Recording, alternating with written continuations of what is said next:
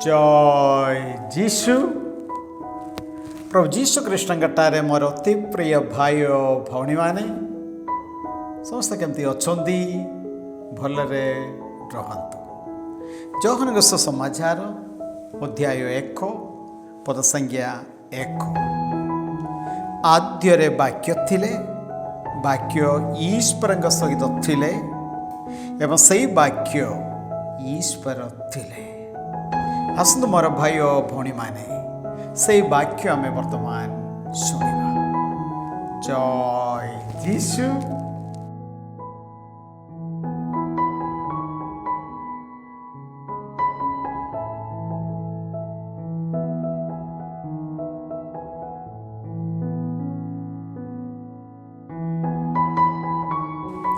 उत्पत्ति ग्रंथ अध्याय 40 पद 1। बंदी मानंको स्वप्नर व्याख्या।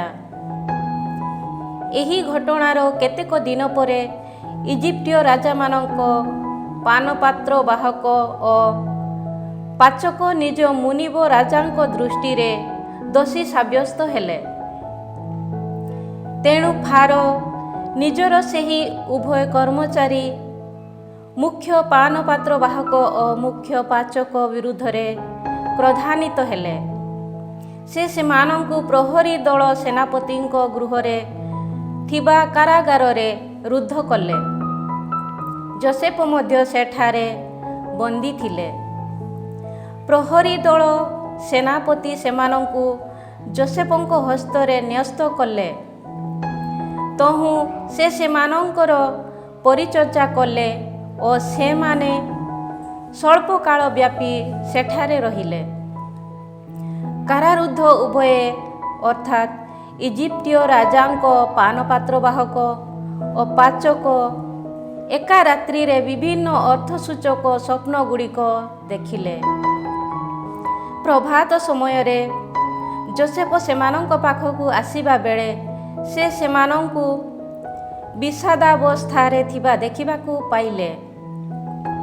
तहु निज मुनिबंको गृहरे अवस्थित कारागार रे निज संगरे अवस्थान करिथिबा फारोंको कर्मचारी मानंकु जोसेफ पचारिले, तुमे माने काहीकि आजी विषादग्रस्त?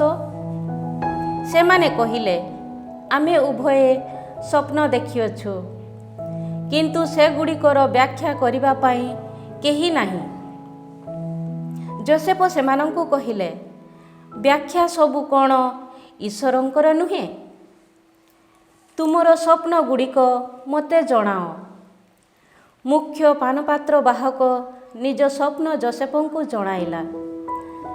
मु स्वप्न रे गोटिए द्राक्षालता देखिली, ताहा त्रिशाखा विशिष्ट थिला। से गुड़िक पल्लवित हेबा संगे पुष्पित होई पेंथा गुड़िकर द्राक्षा फल परिपक्व हेला। मु फारोंक पानपात्र निज हस्तरे धारण करिथिली। तहु मु सेही द्राक्षा फल नेई पानपात्र मध्यरे चिपुड़ी देई पानपात्रटीकु फारोंक हस्तरे देली। जोसेफ थाकु कहिले, एही तुम स्वप्नर व्याख्या। द्राक्षालतार त्रिशाखा 3टी दिन को सूचाए। 3 दिन मध्यरे फार तुमको तुम पूर्व पदरे पुनराय नियुक्ति करिवे। सुतरां तुमे पूर्व परी फारोंक पानपात्र तांको हस्तरे समर्पण करिवो।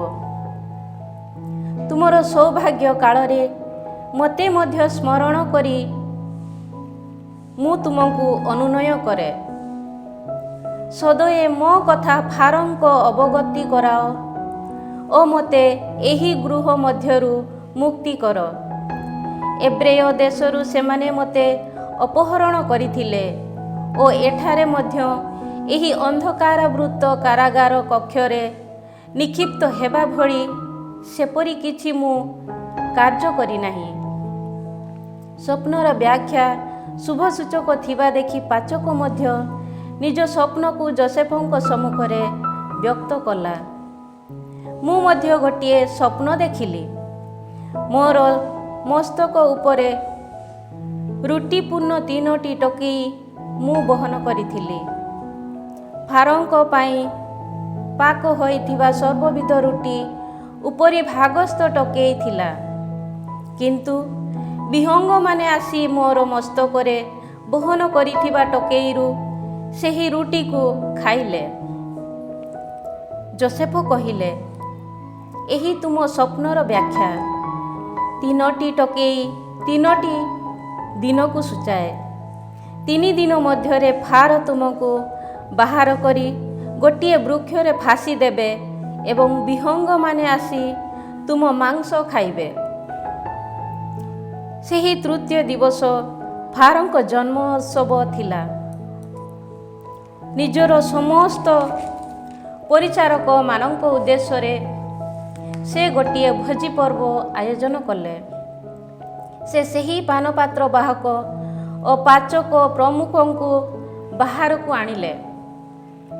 ପାନପାତ୍ର ବାହକକୁ ନିଜ ପୂର୍ବ ପଦରେ ସେ ପୁନରାୟ ନିଯୁକ୍ତି କଲେ ଏବଂ ସେ ପାନପାତ୍ର ଫାରୋଙ୍କ ହସ୍ତରେ ସମର୍ପଣ କରିବାକୁ ଆରମ୍ଭ କଲା। କିନ୍ତୁ ପାଚକକୁ ସେ ଫାଶୀ ଦେଲେ। ଯୋସେଫଙ୍କ ବ୍ୟାଖ୍ୟାନୁସାରେ ସବୁକିଛି ସଂଘଟିତ ହେଲା। କିନ୍ତୁ ପାନପାତ୍ର ବାହକ ଯୋସେଫଙ୍କୁ ସ୍ମରଣ କଲା ନାହିଁ, ବରଂ ସେ ତାଙ୍କୁ ଭୁଲିଗଲା। ଅଧ୍ୟାୟ 41 ପଦ 1ରୁ। ଫାରୋଙ୍କ ସ୍ୱପ୍ନ। 2 ବର୍ଷ ପରେ ଫାରୋ ଏକ ସ୍ୱପ୍ନରେ ନୀଳ ନଦୀ ତଟରେ ଦଣ୍ଡାୟମାନ ଥିବା ଦେଖିଲେ ଯେ କୋମଳ ତଥା ହୃଷ୍ଟପୃଷ୍ଟ 7ଟି ଧେନୁ ନଦୀରୁ ବହିର୍ଗତ ହୋଇ ତୃଣାଚ୍ଛାଦିତ ଭୂମିରେ ଚରିବାକୁ ଲାଗିଲେ।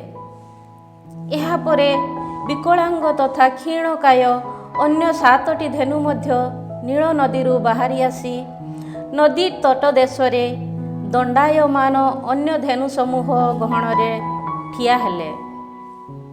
ବିକଳାଙ୍ଗ ତଥା କ୍ଷୀଣକାୟ ଧେନୁ ସମୂହ କୋମଳ ତଥା ହୃଷ୍ଟପୃଷ୍ଟ ଗାଭୀମାନଙ୍କୁ ଗ୍ରାସ କଲେ। ସେ ସମୟରେ ଫାରୋ ନିଦ୍ରାରୁ ଜାଗ୍ରତ ହେଲେ। ସେ ପୁନରାୟ ନିଦ୍ରିତ ହେବାକୁ ଅନ୍ୟ ଗୋଟିଏ ସ୍ୱପ୍ନ ଦେଖିଲେ।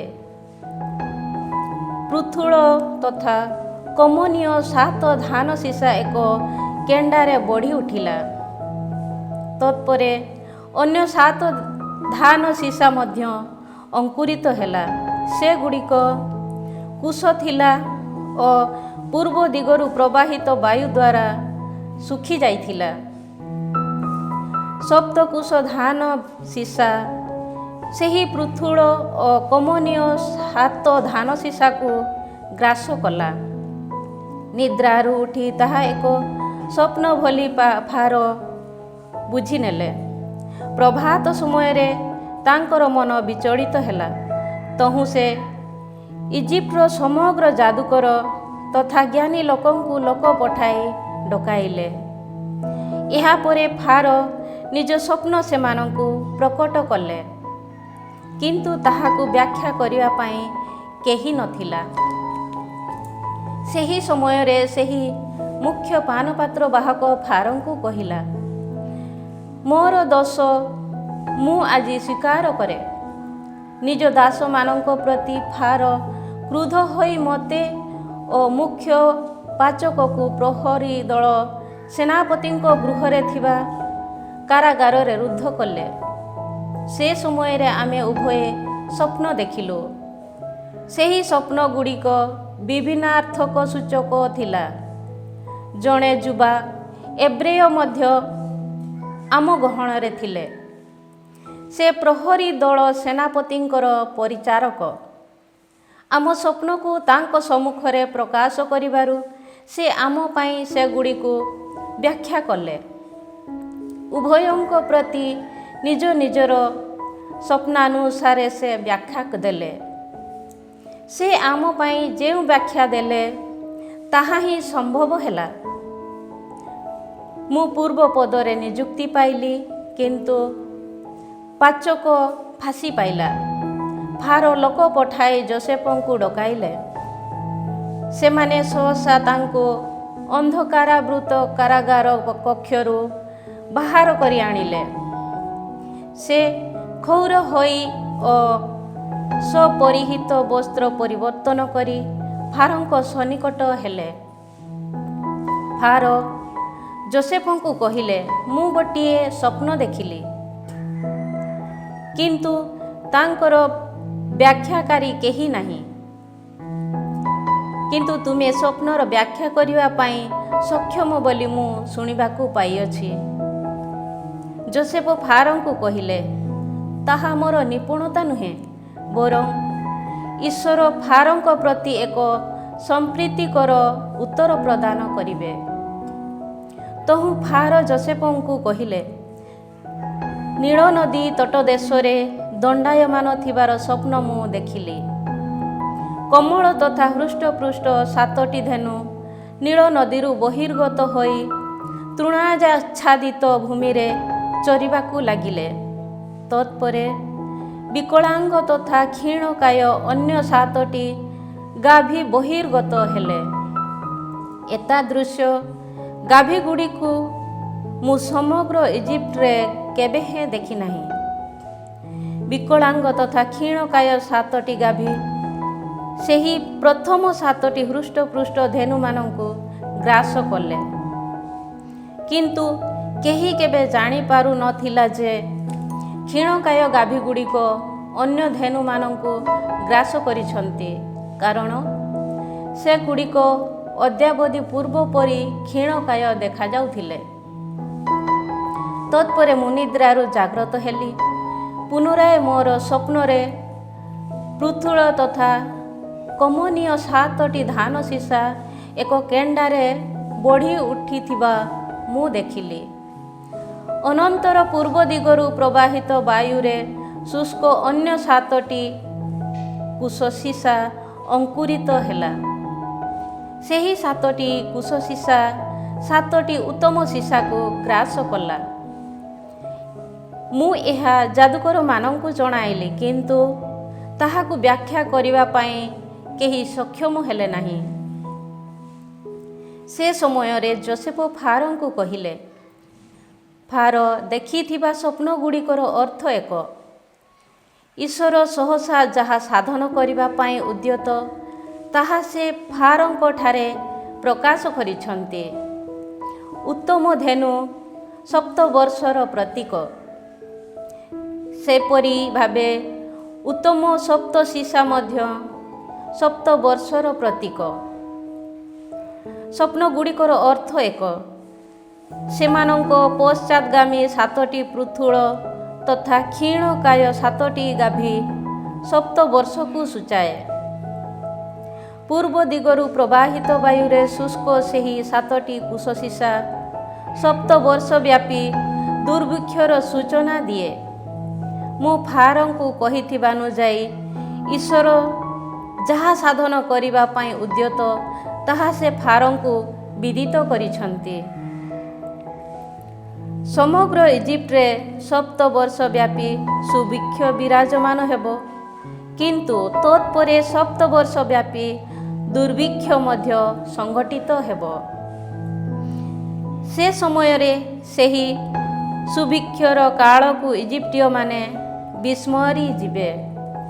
ଦେଶକୁ ଦୁର୍ଭିକ୍ଷ ଗ୍ରାସ କରିବ। ପରବର୍ତ୍ତୀ ଦୁର୍ଭିକ୍ଷ ଯୋଗୁଁ ସମଗ୍ର ଇଜିପ୍ଟରେ ସେହି ସୁଭିକ୍ଷ କାଳ ଅବିଦିତ ହୋଇ ରହିବ, କାରଣ ତାହା ଅତ୍ୟନ୍ତ ଭୟାବହ ହେବ। ଫାରୋଙ୍କ ସ୍ୱପ୍ନର ପୁନରାବୃତ୍ତିର ଅର୍ଥ ଏହା ଯେ ସେ ସବୁ କାର୍ଯ୍ୟରେ ଈଶ୍ୱର ସ୍ଥିର ମନା ହୋଇଛନ୍ତି ଓ ସେ ତାହା ସହସା ଘଟାଇବେ। ସୁତରାଂ ବିବେକୀ ତଥା ବୁଦ୍ଧିମାନ ଜଣେ ବ୍ୟକ୍ତିଙ୍କ ସନ୍ଧାନ କରି ଫାରୋ ତାଙ୍କୁ ସମଗ୍ର ଇଜିପ୍ଟର ଅଧିପତି ରୂପେ ନିଯୁକ୍ତି ଦିଅନ୍ତୁ। ଫାରୋ ସମଗ୍ର ଦେଶ ଉପରେ ତତ୍ତ୍ୱାବଧାରକମାନଙ୍କୁ ନିଯୁକ୍ତି କରି 7 ବର୍ଷ ବ୍ୟାପୀ ସୁଭିକ୍ଷରୁ ଦେଶୋତ୍ପାଦିତ ସମସ୍ତ ବିଭବର ଏକ ପଞ୍ଚମାଂଶ ସଞ୍ଚୟ କରନ୍ତୁ। ଆସନ୍ନ ପ୍ରାଚୁର୍ଯ୍ୟତାର ବତ୍ସସ୍ତର ସମୂହରେ ସେମାନେ ଶସ୍ୟ ସବୁ ସଞ୍ଚୟ କରି ସେ ସବୁ ଫାରୋଙ୍କ ଅଧୀନରେ ଖାଦ୍ୟ ପାଇଁ ନଗରୀ ଗୁଡ଼ିକରେ ସଂଗ୍ରହ କରି ରଖନ୍ତୁ। ଇଜିପ୍ଟରେ 7 ବର୍ଷ ବ୍ୟାପୀ ସଂଗଠିତ ହେବାକୁ ଥିବା ସେହି ଦୁର୍ଭିକ୍ଷର ମୁକାବିଲା ନିମନ୍ତେ ତାହା ସଞ୍ଚିତ ଶସ୍ୟ ହୋଇ ରହିବ। ତାହା ହେଲେ ଦେଶଟି ଦୁର୍ଭିକ୍ଷ ପ୍ରପୀଡ଼ିତ ହେବ ନାହିଁ। ଏହି ପ୍ରସ୍ତାବ ଯେ ଉତ୍ତମ, ଫାରୋ ଏବଂ ତାଙ୍କ ପରିଚାରକମାନେ ଏହା ବିବେଚନା କଲେ। କିନ୍ତୁ ଫାରୋ ନିଜର ପରିଚାରକମାନଙ୍କୁ କହିଲେ, ଦିବ୍ୟାତ୍ମା ପ୍ରାପ୍ତ ଏହି ବ୍ୟକ୍ତି ସଦୃଶ ଅନ୍ୟ କାହାକୁ ଆମେ କ'ଣ ଖୋଜି ପାଇବା?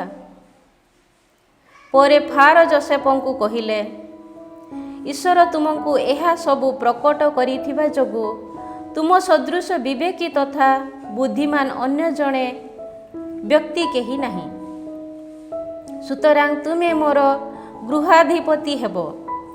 ମୋର ଅଧୀନସ୍ଥ ପ୍ରଜାମାନେ ତୁମ ନିର୍ଦ୍ଦେଶ ମୁତାବକ ବିଚରଣ କରିବେ।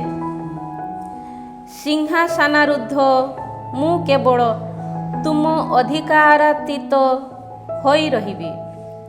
ଫାରୋ ପୁନରାୟ ଯୋସେଫଙ୍କୁ କହିଲେ, ଦେଖ, ସମଗ୍ର ଇଜିପ୍ଟର ଅଧିପତି ରୂପେ ମୁଁ ତୁମକୁ ନିଯୁକ୍ତ ଦେଉଅଛି। ତତ୍ପରେ ଫାରୋ ନିଜ ହସ୍ତରୁ ମୋହର ଯୁକ୍ତ ମୁଦି ବାହାର କରି ଯୋସେଫଙ୍କ ହସ୍ତରେ ପିନ୍ଧାଇ ଦେଲେ। ତାଙ୍କୁ ପଟ୍ଟବସ୍ତ୍ରାଭିଭୂଷିତ କରାଇଲେ ଓ ତାଙ୍କ ଗଳାରେ ଏକ ସ୍ୱର୍ଣ୍ଣମାଳା ପରିହିତ କରାଇଲେ। ଏହାପରେ ଫାରୋ ନିଜ ଦ୍ୱିତୀୟ ରଥରେ ତାଙ୍କୁ ଆସୀନ କରାଇ ପରିକ୍ରମା କରାଇଲେ ଓ ସେମାନେ ତାଙ୍କ ସମ୍ମୁଖରେ ଯାଇ ଡାକ ଦେଇ କହିଲେ, ଜାନୁପାତ କର। ଫାରୋ ଏପରି ଭାବେ ତାଙ୍କୁ ଇଜିପ୍ଟର ସର୍ବାଧିପତି ରୂପେ ନିଯୁକ୍ତି କଲେ। ଫାରୋ ଯୋସେଫଙ୍କୁ କହିଲେ, ମୁଁ ଫାରୋ, ତୁମ ସମନ୍ୱୟରେ କେହି କେବେ ଇଜିପ୍ଟ ସାରା ନିଜ ହସ୍ତ କିମ୍ବା ପାଦକୁ ଉତ୍ତୋଳନ କରିବ ନାହିଁ। ଫାରୋ ଯୋସେଫଙ୍କୁ ସାଫେନାତ ପାନେଆ ନାମରେ ନାମିତ କଲେ ଓ ଅନର ପୁରୋହିତ ପତିଫାରଙ୍କ କନ୍ୟା ଆସେନାତ ସଙ୍ଗରେ ତାଙ୍କୁ ବିବାହ କଲେ।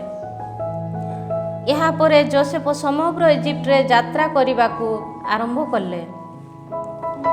ଇଜିପ୍ଟର ରାଜା ଫାରୋଙ୍କ ସେବାରତ ହେବା ସମୟରେ ଯୋସେଫଙ୍କୁ 30 ବର୍ଷ ବୟସ ହୋଇଥିଲା। ଫାରୋଙ୍କ ସମ୍ମୁଖରୁ ପ୍ରସ୍ଥାନ କରି ସେ ସମଗ୍ର ଇଜିପ୍ଟ ପର୍ଯ୍ୟନ୍ତ ପର୍ଯ୍ୟଟନ କଲେ। 7 ବର୍ଷ ବ୍ୟାପୀ ସୁଭିକ୍ଷ କାଳରେ ଭୂମିରୁ ପ୍ରଚୁର ଫସଲ ଉତ୍ପାଦିତ ହେଲା। 7 ବର୍ଷ ବ୍ୟାପୀ ସୁଭିକ୍ଷରୁ ଅଧିକା ଉତ୍ପାଦିତ ସମସ୍ତ ଖାଦ୍ୟ ପଦାର୍ଥ ନଗରୀମାନଙ୍କରେ ସେ ସଞ୍ଚୟ କରି ରଖିଲେ। ନଗରୀ ଚତୁଃପାର୍ଶ୍ୱସ୍ଥ ଶସ୍ୟ କ୍ଷେତରୁ ଉତ୍ପନ୍ନ ସବୁ ଖାଦ୍ୟ ସେ ସେହି ନଗରୀରେ ସଞ୍ଚୟ କଲେ। ସମୁଦ୍ର ଉପକୂଳର ବାଲୁକା ସମ ପ୍ରଚୁର ପରିମାଣରେ ଯୋସେଫ ଶସ୍ୟ ସଞ୍ଚୟ କଲେ। ସେ ସବୁକୁ ମାପିବା ଅସାଧ୍ୟ ଥିବା ଯୋଗୁଁ ସେ ସବୁକୁ ମାପିବାରୁ ସେ ନିବୃତ୍ତି ହେଲେ। ଦୁର୍ଭିକ୍ଷ କାଳ ଆରମ୍ଭ ହେବା ପୂର୍ବେ ଅନର ପୁରୋହିତ ପତିଫାରଙ୍କ କନ୍ୟା ଆସେନାତ ତାଙ୍କ ପାଇଁ 2 ଜଣ ପୁତ୍ରଙ୍କ ଜନ୍ମ ଦେଲା। ମୋର ସମସ୍ତ ଦୁଃଖ କ୍ଲେଶ ତଥା ମୋର ପିତୃଗୃହକୁ ବିସ୍ମରି ଯିବା ପାଇଁ ଈଶ୍ୱର ମୋତେ ଅବସର ଦେଇଛନ୍ତି କହି ସେ ନିଜ ପ୍ରଥମଜାତ ପୁତ୍ରକୁ ମାନାସେ ନାମରେ ନାମିତ କଲେ। ସେ ଦ୍ୱିତୀୟ ପୁତ୍ରକୁ ଏଫ୍ରାଇମ୍ ନାମରେ ଅଭିହିତ କଲେ, କାରଣ ସଙ୍କଟର ଦେଶରେ ଈଶ୍ୱର ମୋତେ ଫଳବନ୍ତ କରାଇଛନ୍ତି। ଇଜିପ୍ଟରେ ପ୍ରାଚୁର୍ଯ୍ୟ ବିଭବର 7 ବର୍ଷ ଅବସାନ ହେଲା। ତତ୍ପରେ ଯୋସେଫଙ୍କ ପୂର୍ବ କଥାନୁଯାୟୀ 7 ବର୍ଷ ବ୍ୟାପୀ ଦୁର୍ଭିକ୍ଷ ଆରମ୍ଭ ହେଲା। ଅନ୍ୟ ସମସ୍ତ ଦେଶମାନଙ୍କରେ ଦୁର୍ଭିକ୍ଷ ପଡ଼ିଲା, କିନ୍ତୁ ଇଜିପ୍ଟରେ ଖାଦ୍ୟ ପଦାର୍ଥ ସୁଲଭ ଥିଲା। ସମଗ୍ର ଇଜିପ୍ଟ ଦୁର୍ଭିକ୍ଷ ପ୍ରପୀଡ଼ିତ ହେବାରୁ ଲୋକେ ଫାରୋଙ୍କ ନିକଟରେ ଆହାର ପାଇଁ ଭିକ୍ଷା କଲେ। ସେ ସମୟରେ ଫାରୋ ଇଜିପ୍ଟୀୟମାନଙ୍କୁ କହିଲେ, ଯୋସେଫଙ୍କ ପାଖକୁ ଯାଅ, ସେ ଯାହା କିଛି କହିବେ ତାହା ସାଧନ କର। ସମଗ୍ର ଦେଶରେ ଦୁର୍ଭିକ୍ଷ ବ୍ୟାପ୍ତ ହେବାରୁ ଯୋସେଫ ଭଣ୍ଡାର ଘରଗୁଡ଼ିକ ଖୋଲିଦେଇ ଇଜିପ୍ଟୀୟମାନଙ୍କୁ ଶସ୍ୟ ବିକ୍ରି କଲେ। କାରଣ ଇଜିପ୍ଟରେ ଦୁର୍ଭିକ୍ଷ ଭୟାବହ ହୋଇପଡ଼ିଥିଲା। ଯୋସେଫଙ୍କ ପାଖରୁ ଶସ୍ୟ କ୍ରୟ କରିବା ପାଇଁ ଅନ୍ୟାନ୍ୟ ଦେଶରୁ ଲୋକେ ଇଜିପ୍ଟରେ ଆସି ପହଞ୍ଚିଲେ, କାରଣ ଦୁର୍ଭିକ୍ଷ ସର୍ବତ୍ର ଭୟାନକ ଥିଲା। ଅଧ୍ୟାୟ 42। ଯୋସେଫଙ୍କ ସହୋଦରମାନଙ୍କ ଆଗମନ। ଇଜିପ୍ଟରେ ଶସ୍ୟ ସୁଲଭ ଥିବା ଜାଣି ଯାକୋବ ନିଜ ପୁତ୍ରମାନଙ୍କୁ କହିଲେ, ତୁମେମାନେ କାହିଁକି ପରସ୍ପରକୁ ଚାହିଁ ଠିଆ ହୋଇଛ? ସେ ପୁନରାୟ କହିଲେ, ଇଜିପ୍ଟରେ ଶସ୍ୟ ସୁଲଭ ଥିବା ବିଷୟ ମୁଁ ଶୁଣିବାକୁ ପାଇଛି। ଆମେ ଯେପରି ମୃତ ନ ହୋଇ ଜୀବିତ ରହୁ, ସେଥିପାଇଁ ତୁମେ ସେଠାକୁ ଯାଇ ଆମ ନିମନ୍ତେ ଆବଶ୍ୟକ ଶସ୍ୟ କ୍ରୟ କରି ଆଣ। ତେଣୁ ଯୋସେଫଙ୍କ 10 ଜଣ ସହୋଦର ଶସ୍ୟ କ୍ରୟ କରିବା ଉଦ୍ଦେଶ୍ୟରେ ଇଜିପ୍ଟ ଅଭିମୁଖେ ଯାତ୍ରା କଲେ। କିନ୍ତୁ ଯାକୋବ ଯୋସେଫଙ୍କ ସହୋଦର ବେଞ୍ଜାମିନଙ୍କୁ ନିଜ ଭ୍ରାତାମାନଙ୍କ ଗହଣରେ ପଠାଇଲେ ନାହିଁ, କାରଣ ସେ ଆଶଙ୍କା କଲେ ଯେ ତାଙ୍କ ପ୍ରତି କିଛି ବିପଦ ଘଟିବ। ଏହିପରି ଇସ୍ରାଏଲଙ୍କ ସନ୍ତାନମାନେ ମଧ୍ୟ ଅନ୍ୟ ଲୋକଙ୍କ ସଦୃଶ ଶସ୍ୟ କ୍ରୟ କରିବା ଉଦ୍ଦେଶ୍ୟରେ ଇଜିପ୍ଟ ଅଭିମୁଖେ ପ୍ରସ୍ଥାନ କଲେ। କାରଣ କାନାନ ଦେଶରେ ମଧ୍ୟ ଦୁର୍ଭିକ୍ଷ ପଡ଼ିଥିଲା। ସେ ସମୟରେ ଯୋସେଫ ଥିଲେ ଇଜିପ୍ଟର ଅଧିପତି ଓ ସେ ଦେଶବାସୀ ସମସ୍ତଙ୍କୁ ଶସ୍ୟ ବିକ୍ରୟ କରୁଥିଲେ। ଯୋସେଫଙ୍କ ଭ୍ରାତାଗଣ ଆସି ତାଙ୍କ ସମ୍ମୁଖରେ ସାଷ୍ଟାଙ୍ଗ ପ୍ରଣିପାତ କଲେ। ଯୋସେଫ ନିଜ ସହୋଦରମାନଙ୍କୁ ଚିହ୍ନିଲେ, କିନ୍ତୁ ଜଣେ ଅପରିଚିତ ଲୋକ ସଦୃଶ ସେ ସେମାନଙ୍କ ପ୍ରତି ଆଚରଣ କଲେ। ସେ ସେମାନଙ୍କୁ କର୍କଶ ସ୍ୱରରେ ପଚାରିଲେ, ତୁମେମାନେ କେଉଁଠାରୁ ଆସୁଅଛ? ଉତ୍ତରରେ ସେମାନେ କହିଲେ, ଶସ୍ୟ କ୍ରୟ କରିବା ଉଦ୍ଦେଶ୍ୟରେ କାନାନ ଦେଶରୁ ଆଗତ ଲୋକ ଆମେ ଅଟୁ। ଯୋସେଫ ନିଜ ଭ୍ରାତାମାନଙ୍କୁ ଚିହ୍ନି ପାରିଲେ ସୁଦ୍ଧା ସେମାନେ ତାଙ୍କର ପରିଚୟ ପାଇପାରିଲେ ନାହିଁ। ସେମାନଙ୍କ ସମ୍ପର୍କରେ ନିଜ ସ୍ୱପ୍ନ ଯୋସେଫ ସ୍ମରଣ କଲେ। ସେ ସେମାନଙ୍କୁ କହିଲେ, ତୁମେମାନେ ଗୁପ୍ତଚର, ଦେଶର ଶକ୍ତି କ୍ଷୟ ସମ୍ପର୍କରେ ସନ୍ଧାନ କରିବା ପାଇଁ ତୁମେ ଆସିଅଛ? ସେମାନେ ତାଙ୍କୁ କହିଲେ, ନା ପ୍ରଭୁ, ଆମେ ଚୋର ନୋହୁଁ। ତୁମର ଏହି ଦାସମାନେ ଶସ୍ୟ କ୍ରୟ କରିବା ପାଇଁ ଆସିଛନ୍ତି। ଆମେ ସମସ୍ତେ ଏକ ବ୍ୟକ୍ତିର ପୁତ୍ର, ଆମେ ନ୍ୟାୟପରାୟଣ ଲୋକ। ତୁମର ଏହି ଦାସମାନେ ଗୁପ୍ତଚର ନୁହନ୍ତି। କିନ୍ତୁ ସେ ସେମାନଙ୍କୁ କହିଲେ, ନା, ଦେଶର ଶକ୍ତି କ୍ଷୟ ସମ୍ପର୍କରେ ସନ୍ଧାନ କରିବା ପାଇଁ ତୁମେ ଆସିଅଛ। ସେମାନେ କହିଲେ, ତୁମର ଦାସ ଆମେ 12 ଜଣ ଭ୍ରାତା ଅଟୁ। କାନାନ ଦେଶବାସୀ ଏକ ବ୍ୟକ୍ତିର ପୁତ୍ରଗଣ। ସର୍ବାପେକ୍ଷା କନିଷ୍ଠ ଭ୍ରାତା ବର୍ତ୍ତମାନ ଆମ ପିତାଙ୍କ ଗହଣରେ ଅବସ୍ଥାନ କରେ, କିନ୍ତୁ ଆମ ମଧ୍ୟରୁ ଜଣେ ଆଉ ଜୀବିତ ନାହିଁ। କିନ୍ତୁ ଯୋସେଫ ସେମାନଙ୍କୁ କହିଲେ, ମୁଁ ଯାହା କିଛି ତୁମକୁ କହିଲି ତାହା ଯଥାର୍ଥ। ତୁମେମାନେ ଗୁପ୍ତଚର। ଏତଦ୍ୱାରା ତୁମମାନଙ୍କୁ ପରୀକ୍ଷା କରାଯିବ।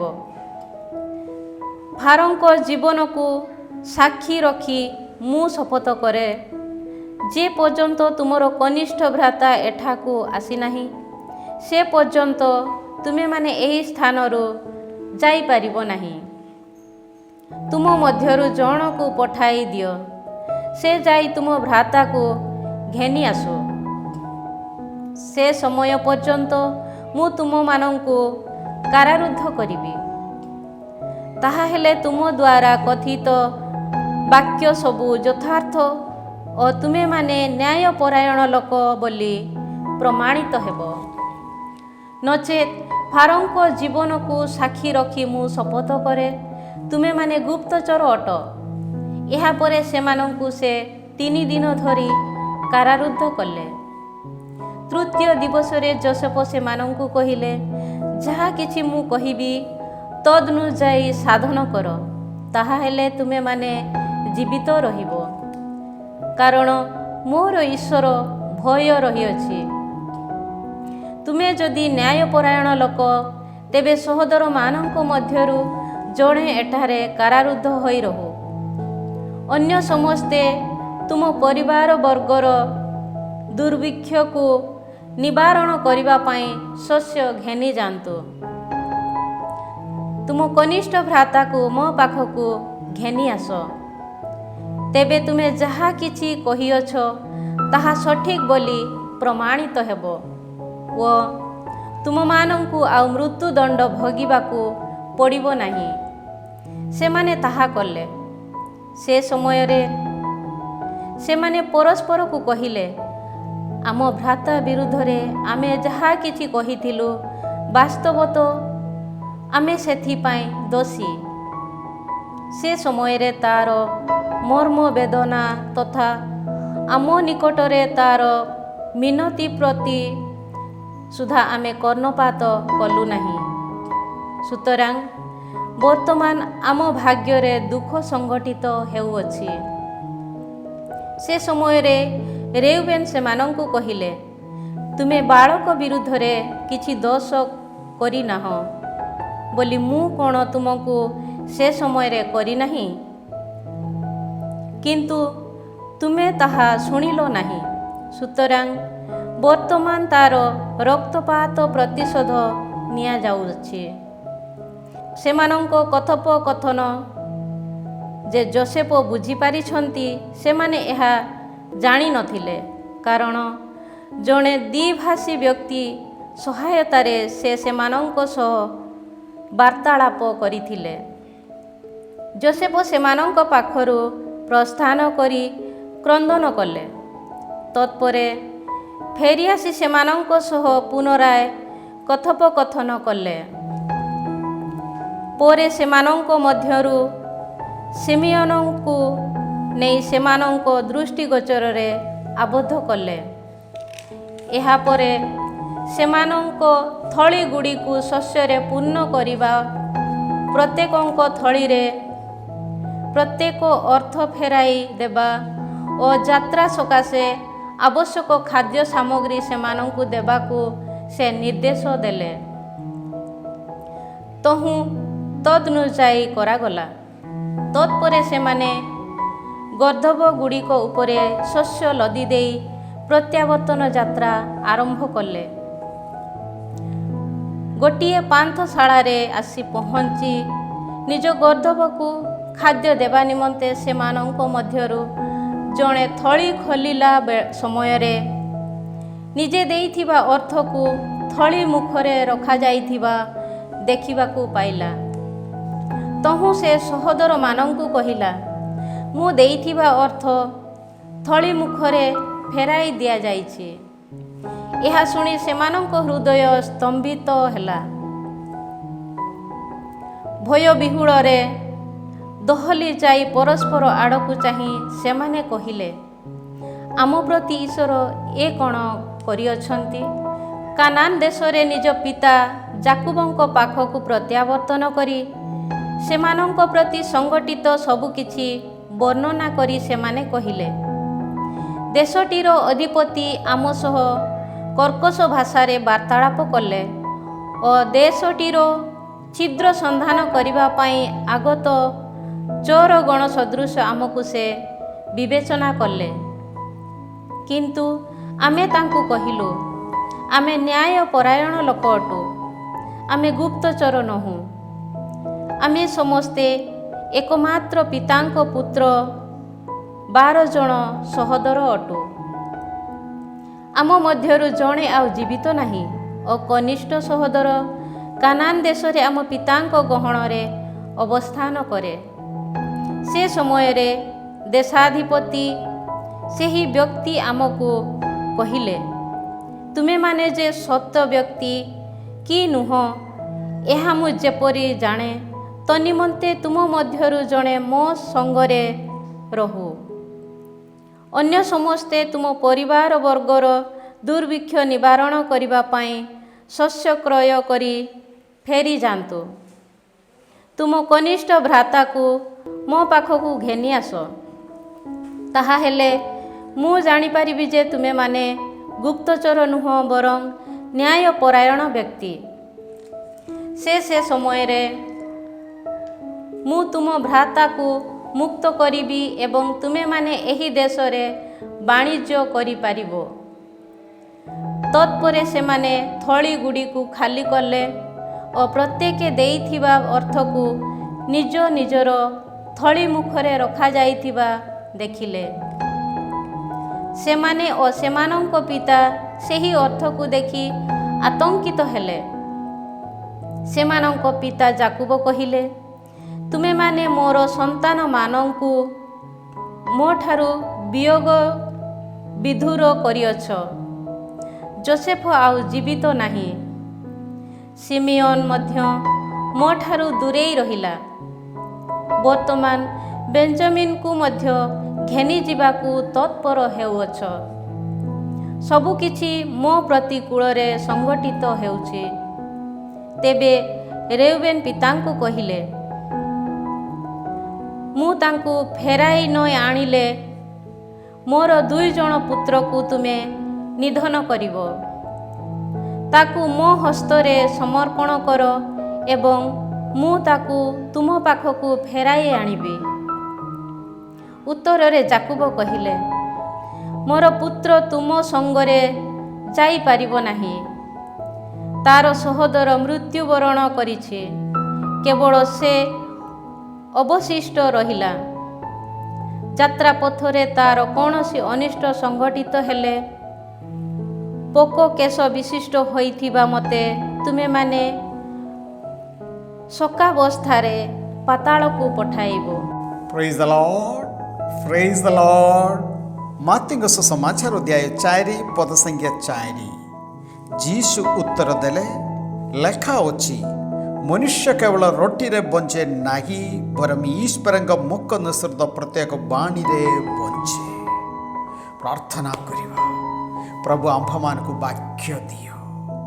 ଧନ୍ୟବାଦ ଯୀଶୁ ତୁମର ପବିତ୍ର ବାକ୍ୟ ପାଇଁ, ଜୀବନ୍ତ ବାକ୍ୟ ପାଇଁ ଆଜି ଆମେ ତୁମକୁ ଧନ୍ୟବାଦ ଦେଉଛୁ। ପ୍ରଭୁ ସର୍ବଶକ୍ତିମାନ ପରମେଶ୍ୱର ପିତା ଓ ପୁତ୍ର ଏବଂ ପବିତ୍ର ଆତ୍ମା ଆପଣମାନଙ୍କୁ ଆଶୀର୍ବାଦ କରନ୍ତୁ। ଆମେନ୍। ସମସ୍ତଙ୍କୁ ଜୟ ଯୀଶୁ।